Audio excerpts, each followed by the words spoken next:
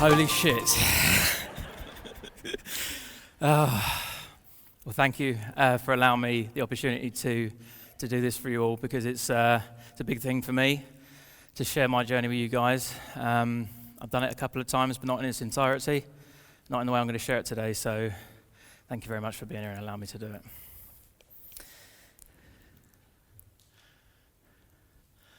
So that's me. That's where it all started. And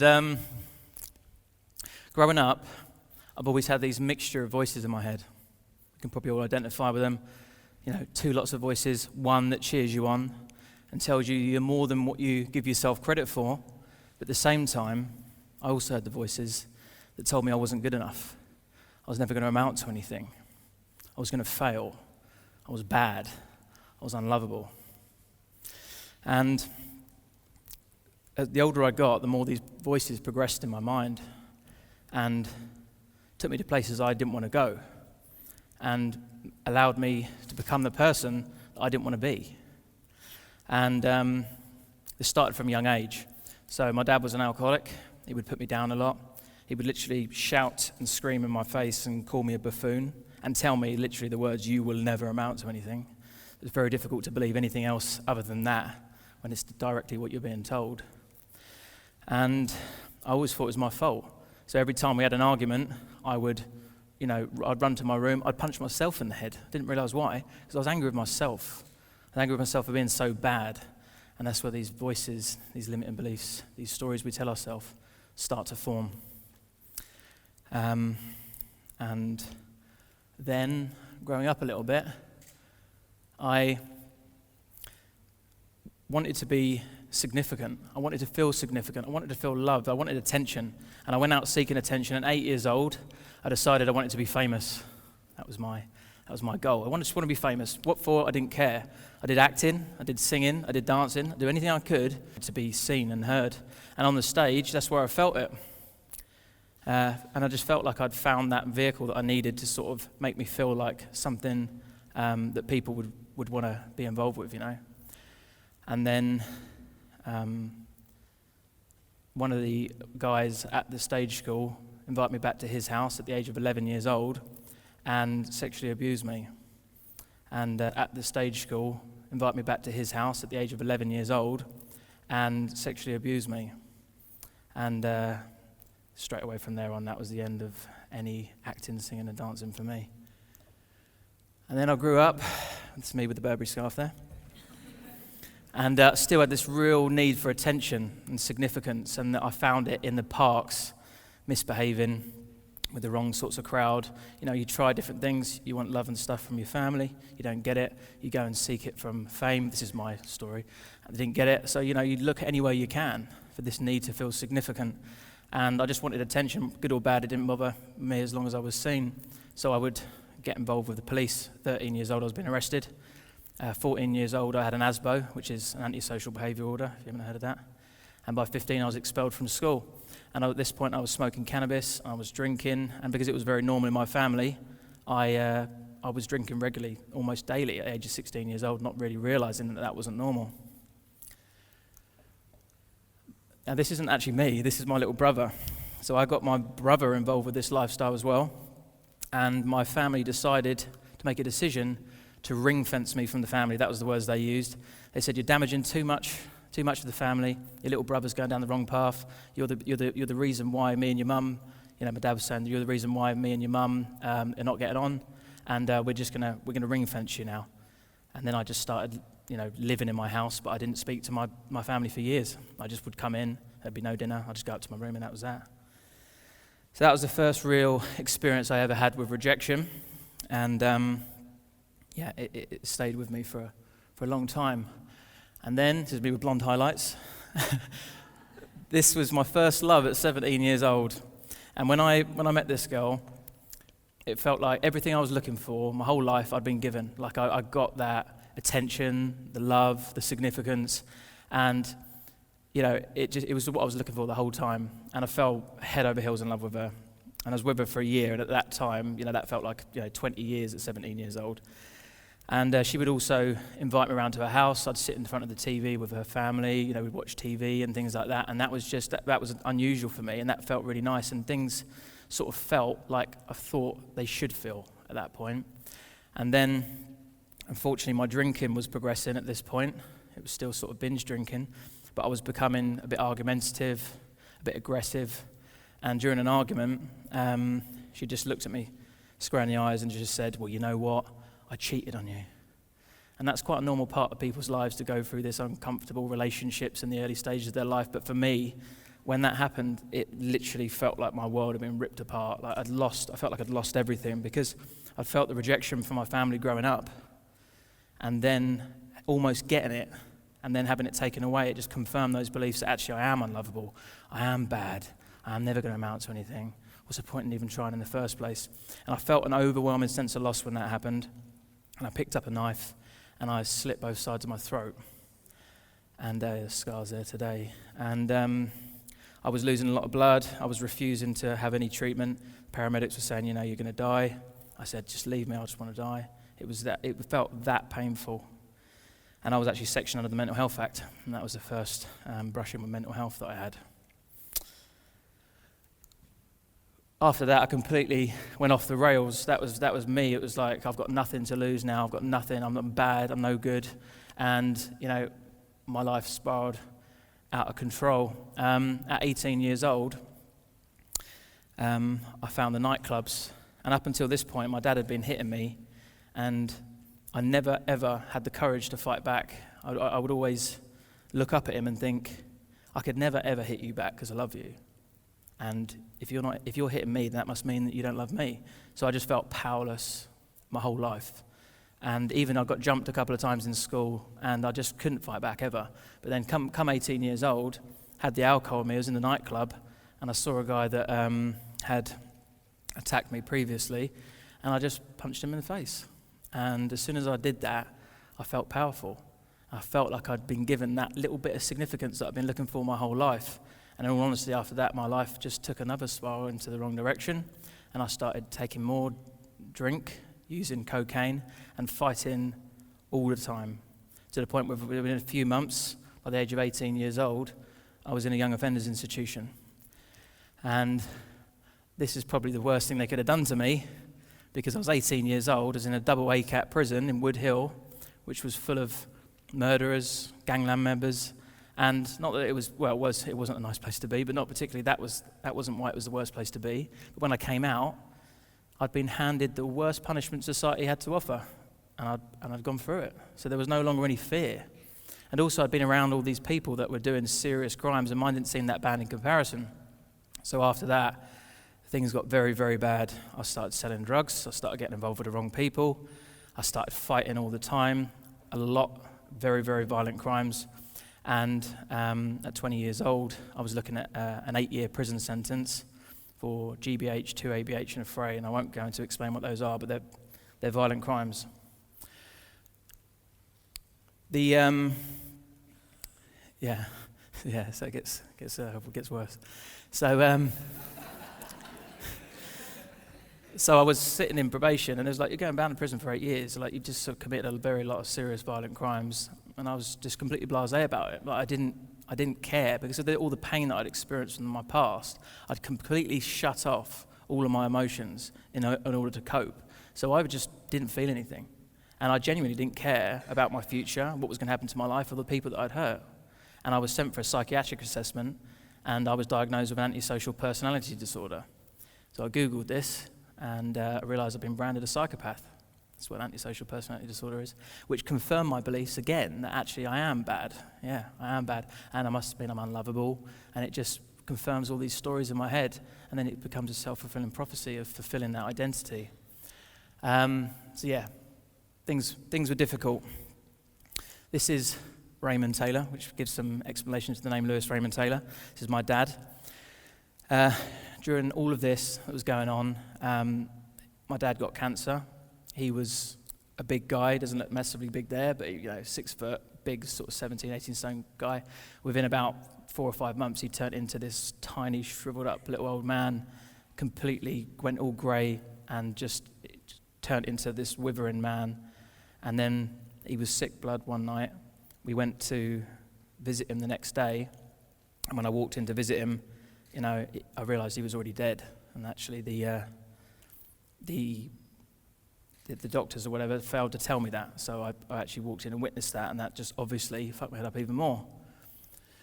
So then there's the lifestyle that came involved with all this.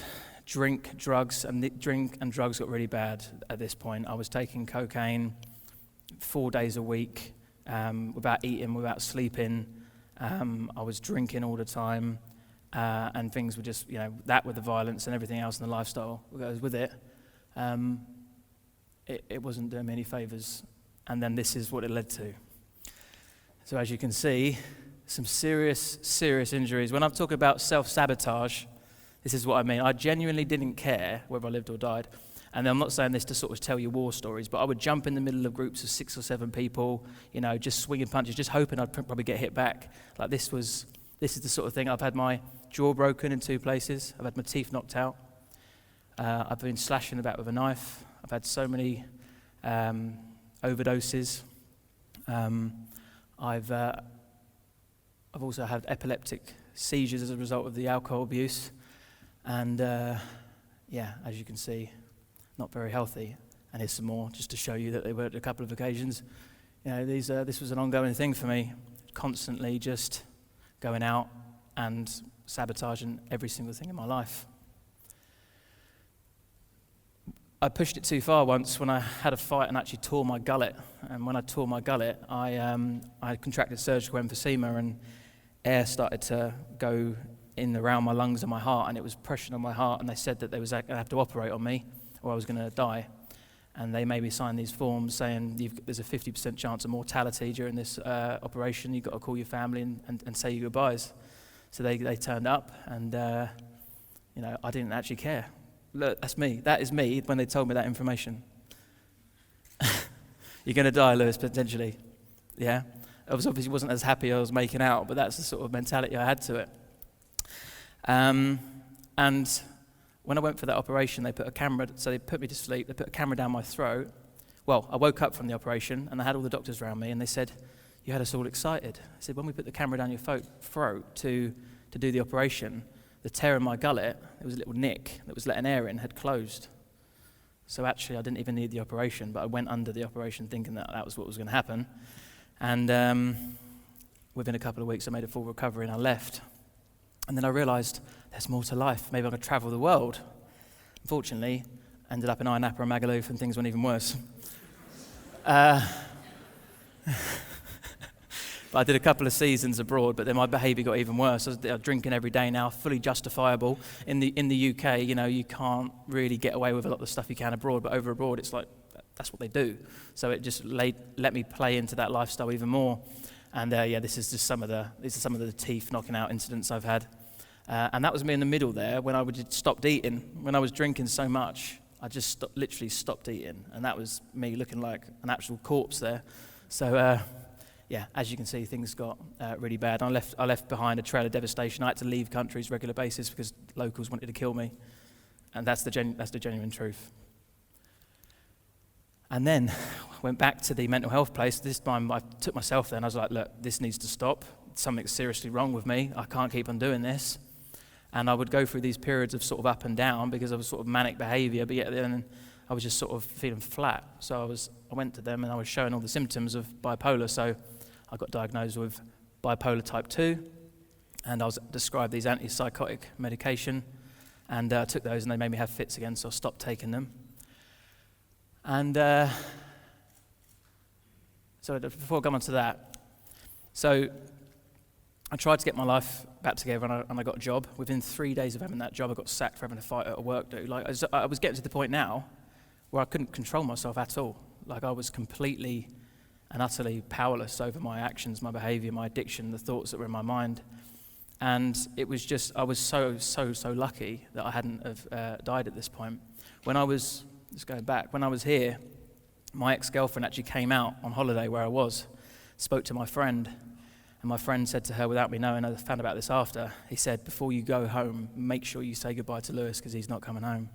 And they both started crying. It was genuinely serious. Everybody thought that I was going to die young. Even my mum said to me, "You're not going to make old bones, Lewis." Almost like she'd accepted it. So there was the bipolar. And then I tried to get this job. 3 days later, lost the job. And I got drunk one night. And I was in a taxi queue. And I didn't realise that there was a queue to get to the taxi queue, so I essentially jumped it. And some guy started shouting in my face and pointing at me and calling me all sorts of names. And I know why I did what I did, because when I try and think of this man now, I can genuinely only see my dad's face. So I know that every time everyone was angry or aggressive towards me, I would just feel angry, because it was what my dad made me feel like. And that's not justification, but just to explain to you how powerful previous experiences can be.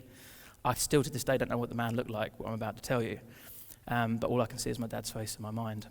So I was at the taxi queue, and I punched him in the face.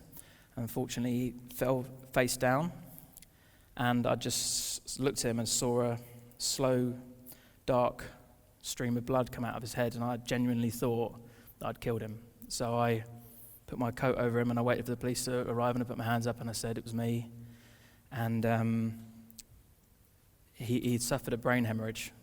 He's fine now, but I realised the consequences of my actions were just absolutely devastating to myself and everyone around me at that point. And I was sentenced to my third prison sentence for grievous bodily harm. I would have got 3 years. I got 18 months reduced for pleading guilty at the scene, and I was sent to prison. When I arrived at prison, I rang up my friend and I said, "What are people saying about me on social media?" And he said, "Well, you're on the front page of the paper." I said, "Okay, that's fine." And there you can see, boorish and violent. And if you read down there, it says a thug. They call me a thug. And they also call me troubled in there as well. And I said, "Okay, that's fine." And then I said, "What else are people saying?" He said, "Well, one of your other friends has posted a picture of you outside the courtroom the day you were sentenced. But he said, there's also another picture of you outside the exact same courtroom 7 years earlier, but with the caption above it on Facebook, 'Nothing changes.'" And for me, that hit home. And I realised he was absolutely right. Nothing had changed in those two pictures whatsoever other than 7 years. And I was doing the same things over and over again, but I was expecting a different result. And up until that point, I'd blamed everything and everyone around me for why my life was difficult, but I'd refused to accept responsibility for myself.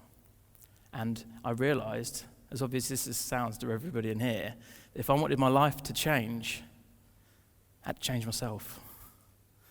And I made a promise to myself. It was cliche as hell, in the mirror, in prison. "You're going to make changes, Lewis." And I realised that I had to hit it immersively and intensively at the time. I'd always been I had a very addictive personality. I won't list you off the things I've been addicted to, but you can get the idea, pretty much everything. And luckily, at this point, I realised that I had to be just as intensive and immersive into change as I was to all these other areas of my life. Because different choices lead to different places. I was always acting intensively and impulsively, but I was moving in the wrong direction. And I realised that if I wanted a significant change to happen, I just needed to carry on that behaviour, but just channeled into a different area. So there was change. So I want you guys to think that if there's a change you want to make in your life, then that's the first place you need to start to change something. Seems really obvious, right? But so many people want changes in their life, but they're not thinking about the specific things they need to do in order to get that change. And something I've spoken about before is I had prison, which was a luxury of a significant life point in my life where I said, enough's enough. I nearly killed this guy, I'm in prison, I'm drawing a line in the sand, and I'm saying things are going to be different now. Everybody might want to make changes, but they do it on different, random days. It's difficult to make changes on those days. I'll make a change next week, start a business on Sunday. It's very, very difficult. But when you've got a significant life point, like going to prison, or splitting up with a partner, or losing your job, or being at a motivational seminar maybe, you can say, that was the day that things were never the same again. And I used that last time in prison to do that, and it allowed me to make those changes.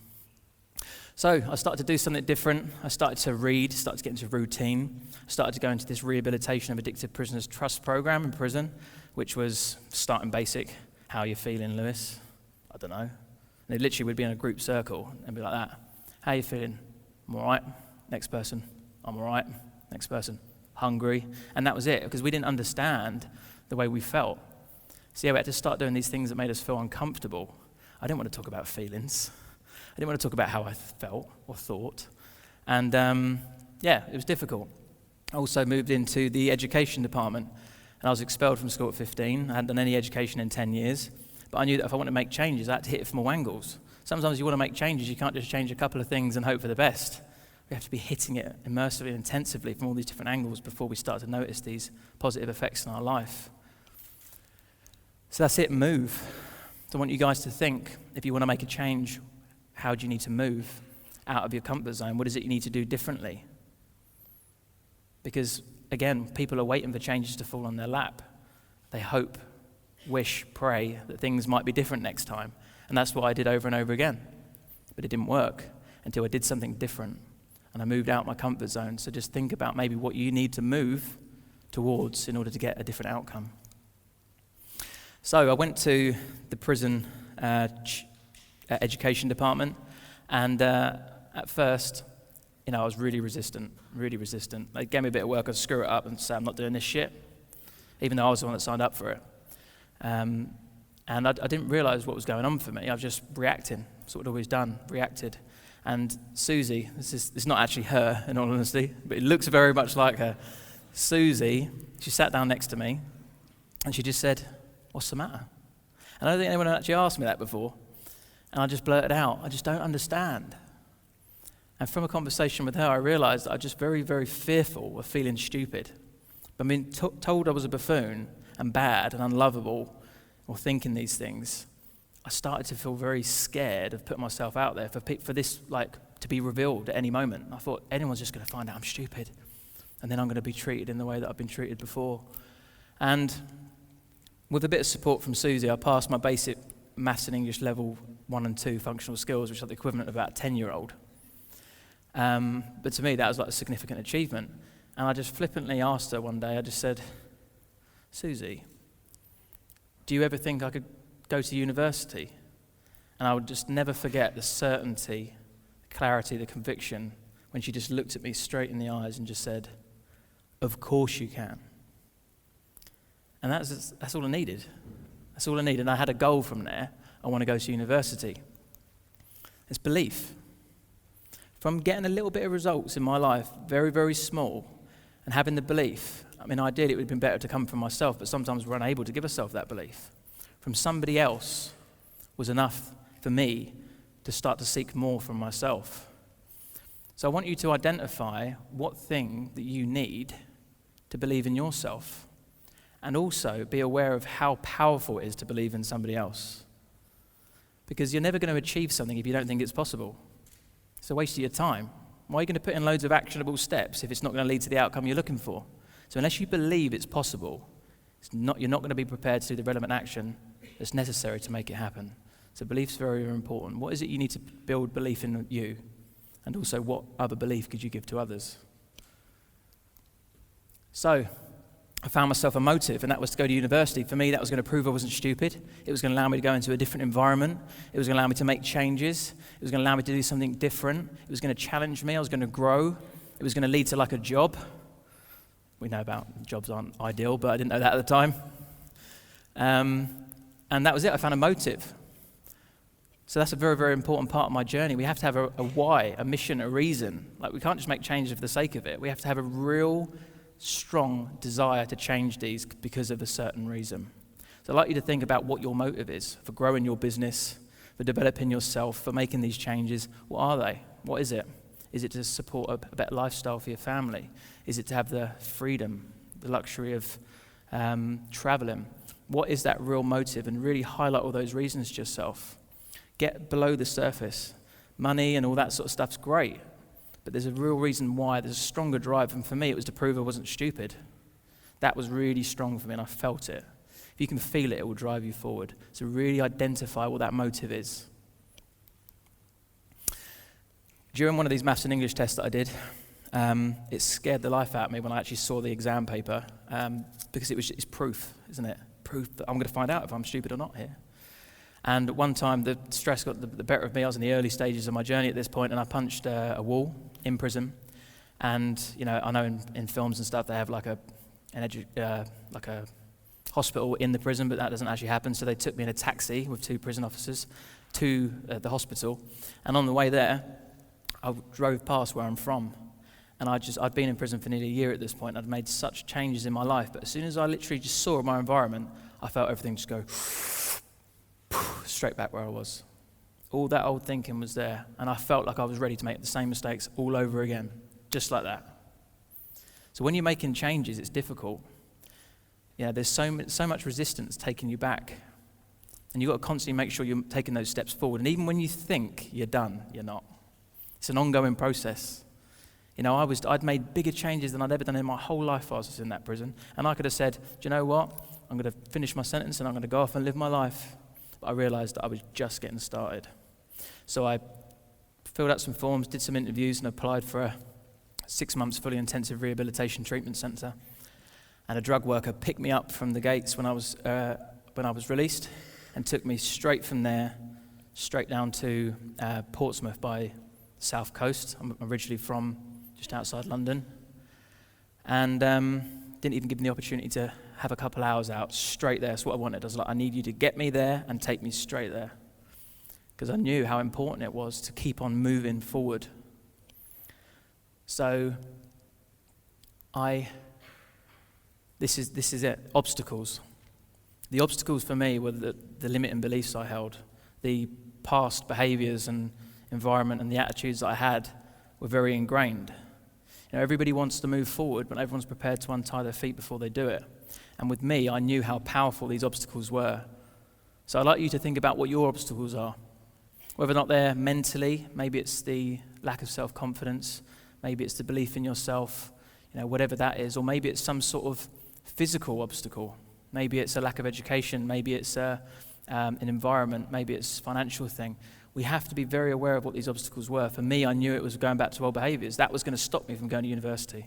If I pick up one drink, I'd be straight back where I was. If I knocked around with one of my old friends, I'd be straight back where I was.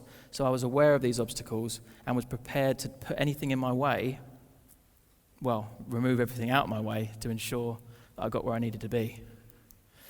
So I went into treatment centre, and here is my actual care plan.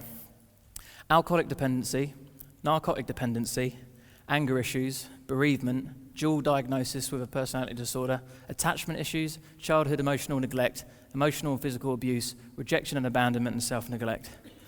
What a rap sheet. And it was very, very difficult. I thought it was going to be this lovely environment with retreats and yoga and meditation. It was torture. It was worse than prison. You couldn't leave, you couldn't have a phone. It was 24-hour therapy, and it felt, they was digging into things that I'd never wanted to talk about. What they realized, because I thought they was going to take me there and teach me how to not drink and not take drugs. But what they realized is the alcohol and drugs is simply a symptom of a cause. I felt the need to numb myself through drinking drugs. So they got to the cause of it, and they broke me down, really broke me down so that they could build me back up. And it was very painful, and I'd be lying if I said that I didn't have times where I felt like self-harming, not because I wanted to kill myself, but because the pain was so painful to go back to those places that you can't see a way out. And my mind went to those places. And at first, although it was so painful, I was still very resistant to the help. And I was saying things like, I'm not like you guys, you don't really care about me, you don't want to hear my shit, it's weak to talk about all that stuff. I said, all of this, you're just trying to brainwash me. You're just trying to get me to do your little way of life, and I'm not having it. And when I was in one of these group therapy sessions, I was saying that to the counsellor, so you're trying to brainwash me. And the counsellor looked at me and watched the smug grin on my face turn to a look of complete embarrassment when she said, Lewis, your best thinking has put you into rehab and now prison. Maybe your brain needs a good wash.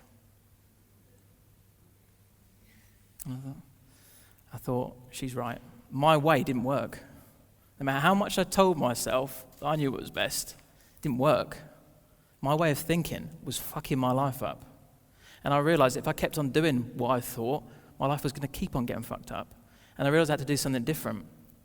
So I started to engage with the stuff they wanted to do. And it was the exact things that we all do in personal development. Gratitude, affirmations, journaling, talking. And I hated it all.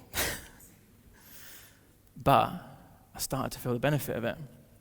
And I started to share my story and open up. But it was still getting painful, very painful. Although I could see progress, it was getting more painful because they actually highlight the devastation that you've caused on yourself and others. They want you to feel that pain so that you can break yourself out of denial and see it to the point where you go, fuck, I need to change that. And it worked. But it was so painful in the middle. And I see myself looking for a way out, looking for escape. When I said about the self-harm, it's not because I wanted to kill myself, simply because your brain looks for a way to avoid that pain in some way. And I wanted to leave that place so many times on a daily basis. I'd come up with all sorts of stories about why I needed to go. But then I'd remind myself that actually I needed to be and I wanted to be here. But it was very difficult to hear because I had those two sets of voices. Remember I said at the beginning, the voice that cheered me on and told me I was more than what I gave myself credit for. But at the same time, the voice that told me I wasn't good enough, I was bad, I was never going to amount to anything, I was unlovable. I couldn't differentiate those two voices. I just heard one overwhelming voice that I acted on. Each and everything that went into my mind, I would usually act upon. But that's what was getting me into trouble. So I realized I needed to differentiate those voices. So I wrote myself a note.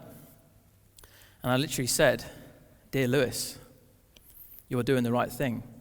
You've been here before. You're going to be here again. This will pass. Keep going. Love, the real Lewis." And like a lot of things in my journey, it was a breakthrough for me. It was a game changer because every time I felt those voices come in and tell me I shouldn't be there to the point where I'm about to self-sabotage, I'd look over at the note and remind myself that I was doing the right thing. And then what I would do after is I'd go up to that note and I would sign it. And then after a while, I would have a ton of signatures all over this note and I'd realize that, I've been here before. You get that voice in again. No, oh yeah, no worries. And now I didn't need the note as much, because that process was becoming stronger and stronger, and I was starting to listen to the more empowering part of me that wanted better for me, that wanted to cheer me on, that wanted to move me forward.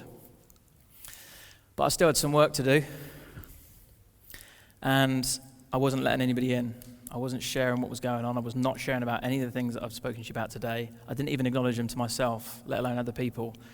And I got in a one-to-one with Lisa here, and she built a level of trust with me to the point where she was asking me about my dad, and I could feel myself actually starting to choke up. And I didn't express any emotion for a number of years, so that was very unusual for me. And I was saying, I can't, and I was sort of pushing it back down. She's like, "You can trust me, you can." And I just burst out crying. And I started saying all sorts of things. Why was he so horrible to me? Why didn't he love me? And I was unlocking all this. Like, it's such, I use the word cliche a lot, because I feel like it's very cliche, but it's exactly how it happened for me. I just burst out crying and I let it all out. You don't always have a breakthrough like that, but sometimes you do, and for me it was like that. And I realized that I'd been beating myself up this whole time for not being lovable, thinking it was my fault, thinking it was all to do with me, and that was why I was self-sabotaging all the time. And from there on I was released from rehab with a new sense of life.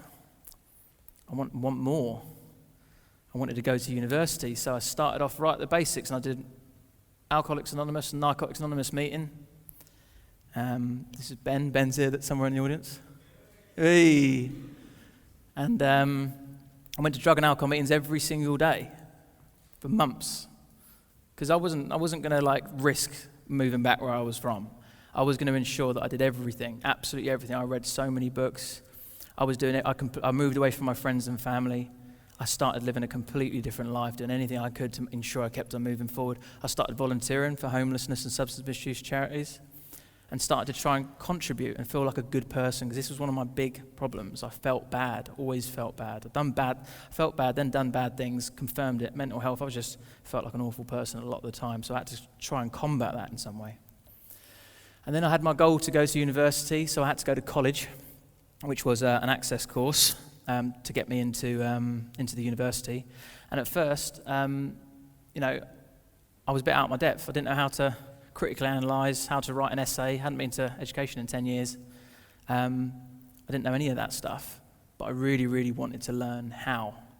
And I set myself a goal that regardless of how I did, I was going to do my absolute best. Like, I was going to really try. I wasn't going to be fearful of how stupid I may seem. I was just going to find out once and for all, like, what can I actually do? You know, am I stupid or not? Let's find out. Let's prove it. Let's put it to the test. I set myself a goal to try my absolute best.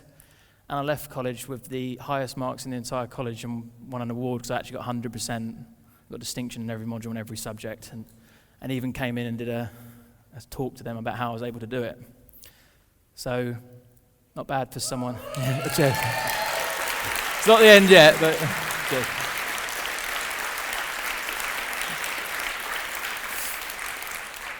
So it's not bad for someone who obviously thought he was stupid, but actually by not pushing myself, not going after things I wanted in life, not trying, that was what was actually stupid. So I realised I needed to take more action. I needed to start moving to where I wanted to be. And I could see the results in my life from doing these big things that I wanted more of it. It's like, wow, taking that action is moving my life forward. I need to take more action. So obviously, I'd employ everybody here to consider what action are they not taking towards their goals? What more could they be doing? What big leaps could they take that are going to move them closer towards their goals? Because that's the very thing that's going to move you forward. You know, solid mindset, all this belief, all this clarity, all this motive, and everything's great, but if you don't take action, you're going to stand still. So action's very, very important. So during these alcohol and drug meetings, I was in this safe and secure environment where I was able to actually share what was going on for me. And I was watching breakthrough experiences from people, like homeless people turning into like business people, and like people getting clean from heroin and crack, and it was, all we're doing is having a chat in a room. So I was like, why is this only available for drug addicts and alcoholics? I want this to be available for other people. Why does it have to get to the point where things are bad before we make changes in our life? So I've thought, I could do something. I want to help people motivate themselves. I want to get hungry. I want to start their hunger. Hunger Start. I'm going to start Hunger Start. So I ran home, set up the Facebook group, set up the social media, and that was it. Hunger Start Community Network was born. And quickly grew to 5,000 people from all over the world. And that was my journey into the world of personal development, Hunger Start. So first of all, I started to go into colleges. I said, do you want me to help you? Then I started meeting up with people for coffee, and I was like, do you want to join my community? Because my plan at this point was to like charge £30 a month for this offline community. Nobody wanted it. You want to join my community? It's going to be amazing. It'll change your life. Only 30 quid. No, thanks. Oh. So I said, I'll tell you what I'll do then, is I'll just help you for like 6 weeks. I'll do everything I can to help you. I'll show you the value in it. And then if you after that, maybe you might want to give me £30 a month to join my group. And I started doing that. And I started to get transformational results in these people's lives. And I realized that everything I'd ever experienced through this journey, this rehab, the psychotherapy, the psychiatry I'd had, all these battles to overcome these limiting beliefs that I didn't learn in a book, I had to experience it and break down them and rebuild them myself. From doing that, I realized I've been given a gift to help other people, and turning my adversity into an asset has enabled me to help other people. And not only my own experiences, but I was in treatment. I was watching everyone's denial when they came in, their breakthroughs, their relapses, their stories, their beliefs. I was absorbing it all through treatment, all through the AA meetings, all the NA meetings. Everything was going in, and I was learning. So I Googled it, realized, I'm coaching people. Maybe I could be a coach. Business number 2. And then they put me on the front page of the paper, but this time for not violent crime. From a life of crime to a life coach. The funniest thing about this is that suit, I actually returned it the next day because I couldn't afford it. Fake it till you make it and all that, but yeah. So yeah, I wanted to create this affordable life coaching business. That was the start of what I wanted to do, something that everybody could experience, you know. And Breaking the Mold is my website. Here's a little bit about me going through that journey. I started hustling online, videos, share my story, social media. offline events and stuff like that. I went back and did coaching qualification accreditation courses, so I actually had those skills as well. And then within 8 months, I earned 6 figures. It's just,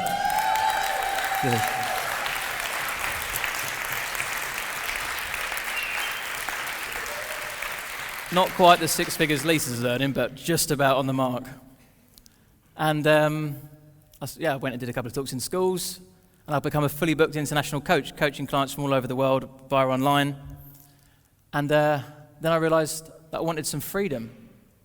I wanted to experience the luxury of, the work that I put in, and obviously being in prison become a very strong value of mine to have that freedom and to travel.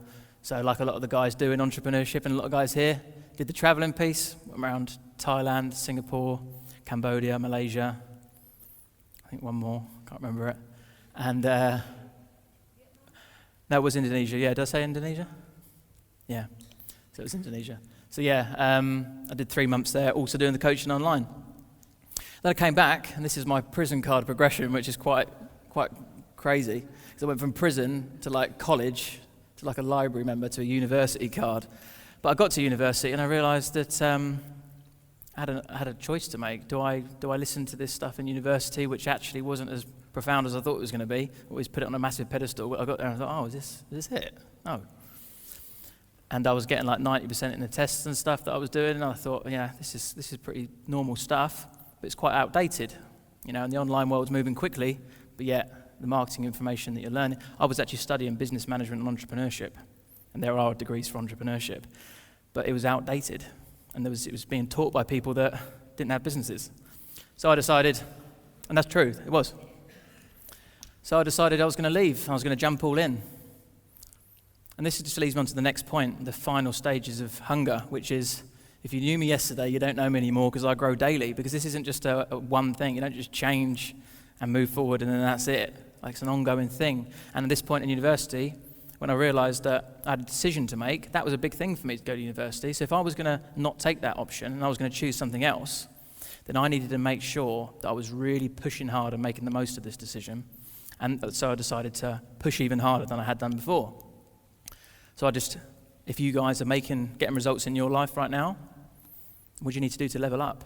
What else can you push? How hard can you go? Because it's, you're going to get results, but it's the consistency and the discipline over time that's really going to start to notice these transformational results in your life. So I started pushing hard, reading, strategizing, leveling up the Hunger Start, which, that £30 membership thing that I wanted to do, I brought it online. Now we've got a nice community of entrepreneur coaching, from training, accountability, and coaching and things that we do. More than the £30 and more than I wanted 10 people in. Now we've got a lot more than that. This is the community here. Some guys are here. Woo! Some of the online guys. Then there was another business. I was literally hungry for it now. So I invested in a clothing supplement and then a clothing brand. We launched a range of supplements. We actually had an affiliate marketing structure that I created myself to create my own business. Unfortunately, we got sued by Supreme, and that one didn't work. It's not all a success story, unfortunately. So that was that one, clothing brand. Then business number 4. So I had a lot of other people coming to me like, Lewis, how have you managed to grow that business so quick? Like, I'm pretty sure he was in prison a little while ago. I was like, well, I just started posting my story and like reaching out to a couple of people and put up a couple of posts out and stuff, and it's quite simple stuff, really. He's like, what? I was like, no, it's quite simple stuff. You just do this, this, and this, and this. He's like, no, that's not. I didn't know you had to do that. I was like, okay, well, I'll show you if you like, but you have to pay me. And I started the Social Masters, which is a digital marketing agency. And initially it was for personal brands, but I started to work with companies as well. And one of the contracts we got was for 78 grand. It just blows my mind, because apparently I know a thing or two about digital marketing as well. But then I realized that I'd been helping people in life coaching, but there was a little bit more to me than that. I really liked helping entrepreneurs create that solid mindset, the thrive an online business, breaking down the beliefs, building the confidence, taking the action, all that sort of stuff. So I niched down into breaking the mold, business and mindset coaching, and that was my new branding. Did a bit of YouTube, and then business number 5, the coaching masters. So I had coaches saying, Lewis, like, how have you managed to do this? Because you're a coach. So I then helped coaches launch their business, the branding, the funnels, the strategy, the sales, the packages, the prices, everything that you need to grow a business. And I put it together into one nice little package, everything from start to finish. And that grew nicely as well. And we've helped loads of coaches launch their business and get great results. So I carried on leveling up, going to events more recently. And then business number 6 with business partner here that I'm moving into, which is the Coaching Masters Academy. So this is Liam. Do you want to quickly stand up and just say hello because he's here? I just want to bring some awareness to him. This is Liam. This is going to be the next stages, because at the moment I'm helping coaches with the mindset, with their business, grow the business, but I want to help people do that. I don't want to wait until the point that they're already decided that they can help other people change their lives and turn their adversity into an asset and be this vehicle that helps other people. So, we're launching a training academy. Liam also already runs an offline training academy doing NLP and coaching and stuff, so we're bringing that online and we're going to do some training pieces. So that's what's there. A bit more leveling up, doing talks, living life clean and sober. Don't need to drink and use drugs anymore. That part of me that felt the need to numb my life has been replaced by other more positive and empowering things, and I can live a brilliant life better than I did before without the need to use those external substances. And the business number 7, FireUp 2019, you might have heard of it. Collaborative event with other speakers. It's not going to be just a one-off event. This is something that I want to do moving forward every year. Motivating and inspiring other entrepreneurs to get as big as possible and make movements in that space as well. So what's next? Just a couple of bits and pieces. Getting back on the stage. Still got that need for fame, I'm not going to lie a little bit. It's hard to sort of untie those things. They're still there. Still got that need for significance. I've started doing a bit of modelling, a bit of TV. I'm going to be on TV later this year. I'm not allowed to say what. It's nothing particularly. It's all right, but yeah. But yeah, so I'm moving back into that space. It's something I really like to do. So I'm going to be doing that. Moving back to London. This is the place we're moving into. I was from London originally, and I've been living in Portsmouth ever since because I needed to give myself that space to grow. I now think that I'm actually at the point now where I can come back as a new man. So yeah, moving into a £1 million apartment in the middle of London. Yes. So, just to recap on these, change. If you want something to change in your life, you have to change it. You've got to move out your comfort zone and do something you haven't done. You have belief in yourself. If you don't believe you're going to do it, it's not going to happen because there's no point. You've got to create your motive, know why you're doing things. Remove all the obstacles that are holding you back. Take action, but don't just take action, continuously take action. Push over time and just keep on seeing what you were capable of. I could have sat at college and gone, yeah, I'm happy now, got my maths and English. But I thought, no, what more could I do? And I'm just getting started now. Just leave you on a couple of final words. If you keep doing what you've always done, you'll keep getting what you've always got. You can't solve a problem with the same mind that created it. When you make a choice, you change your future. Create a life that you no longer need to escape from. Starting today, I will make it happen. And be so positive, the negative people don't want to hear you. I just like that one. Recently, I contacted Lisa, who was my counsellor in rehab. I found her on Facebook. And I said, do you remember me? She said, of course I remember you, Lewis. I said, what was I like? And she just said, you was like a lost little boy who just wanted someone to care about him before he could care about himself. And I can say that I do care about myself today.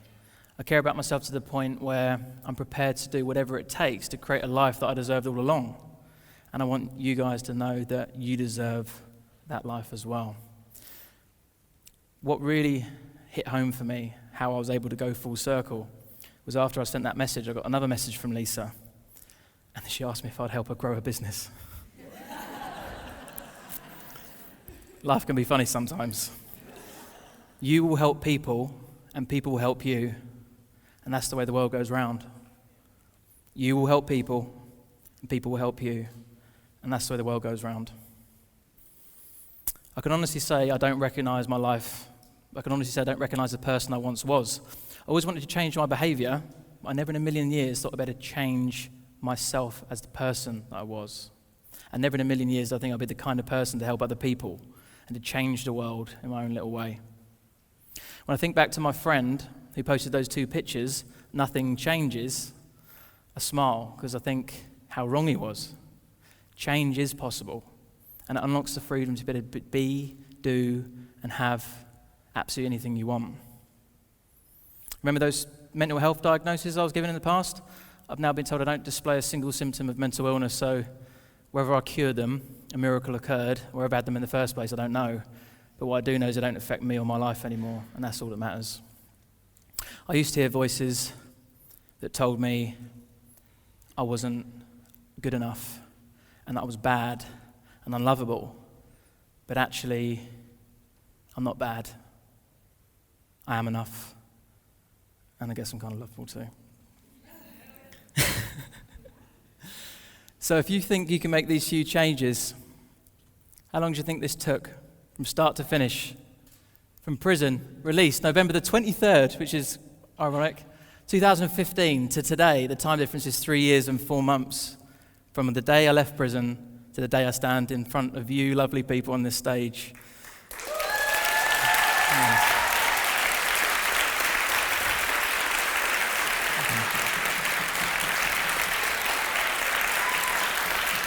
Just one more.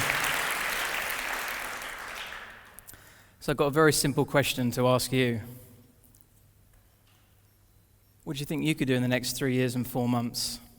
And if you're wondering if you can make huge changes in your life, whatever it might mean to you, whether it's growing the business, changing your life, moving into a different environment, changing the way you feel, then the words of Susie, the prison tutor in the education department that changed my life forever, of course you can. Thank you very much.